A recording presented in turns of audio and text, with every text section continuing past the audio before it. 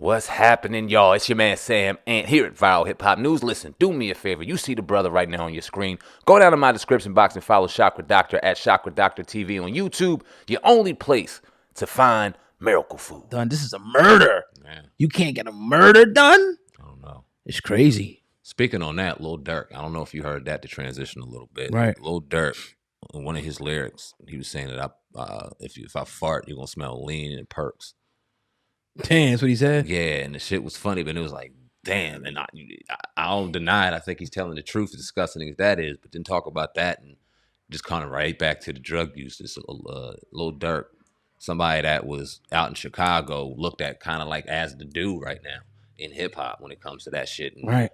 him saying that and him still being in that lifestyle. What do you think about that? You know, my thing's like this. He ain't no youngin' like at this point. Yeah, grown man. He grown as shit. He damn near 30, I think, if not 30-something years old. You know what I mean? Yeah, Dirk's an older cat. Get the fuck out of here. Yeah, Dirk's he got to be at least 28. Look it up, real quick. He got to at least be 28, 29. Wow. He ain't one of them young cats. You know what I mean? If I'm wrong, you know, I'll stand corrected. You know, on that. But his music is toxic, dog. Let's just call a spade a spade. I don't dislike Dirk. I think, you know, Almost 30. almost 30, right? He could be a cool dude at some times. I think he's a good guy, good head on the shoulders. But his music is toxic as hell, bro. It just is what it is. You ever got a chance to listen to his music? A lot of dudes is like that coming up. He's talking about killing, murdering, you know, putting hits on motherfuckers, you know, like you said, lean, drugs. And maybe, like I said, we got to give him a chance to, you know, get out that. But this is something that I think, in my opinion, that he's living by. And I'll just leave it there. You know what I'm saying? Hopefully he changes his life and moves out. But look, people around him dying crazy. See, a lot of people ain't gonna want to talk like this because they, you know, they want to get him on the show and things like that. We would love Dirk on the We show. would love to have him on, but it's like, you know, we would ask him or tell him the same thing. We ain't gonna be aggressive with him, but like, what do you think about your message and how it's affecting, you know, the young kids? And I'm sure he'll probably have an explanation and, you know, and sit up there and just say, you know, whatever. And then a lot of these guys I know were born into that environment, and it's one of those things where it's not like it's easy for you to do. But at this point, dog, you're a multimillionaire.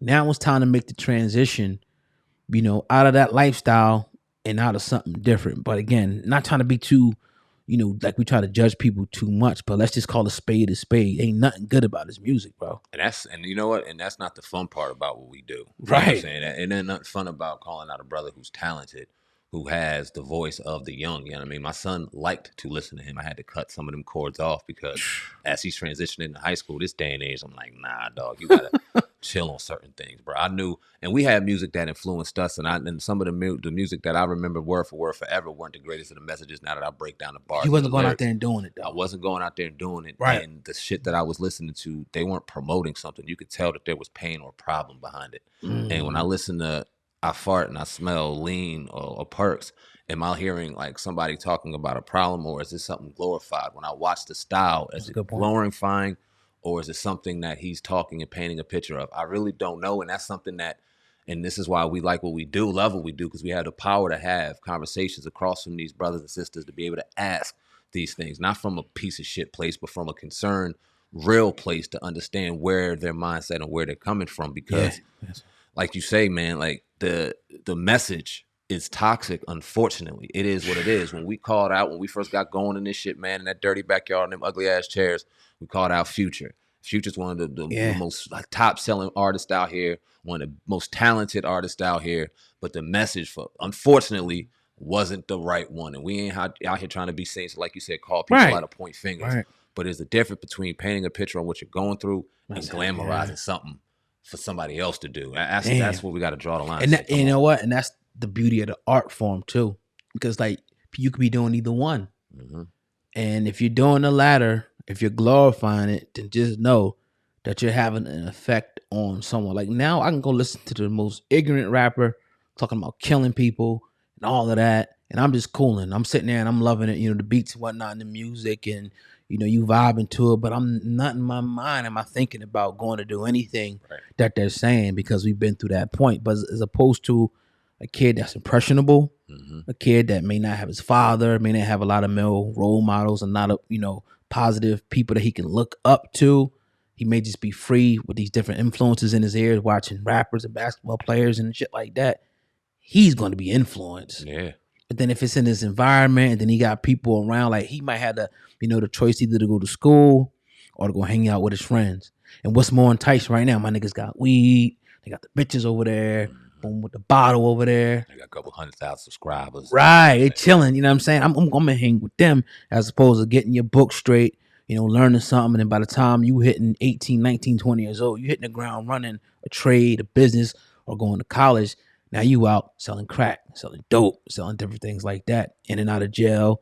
Next thing you know, your life is gone, or you locked up for a long time and you got to spend more time. So, I know it seems like an extreme what I just said, but it all has to be taken into account. And we got to call out the real. We ain't saying throwing Durk away because he could make a transition 4 or 5 years from now. And then, you know what I'm saying? But for right now, a spade is a spade. He ain't the only one. It's a lot more of them that's completely toxic, in the community. Indeed. Well said. Let's talk.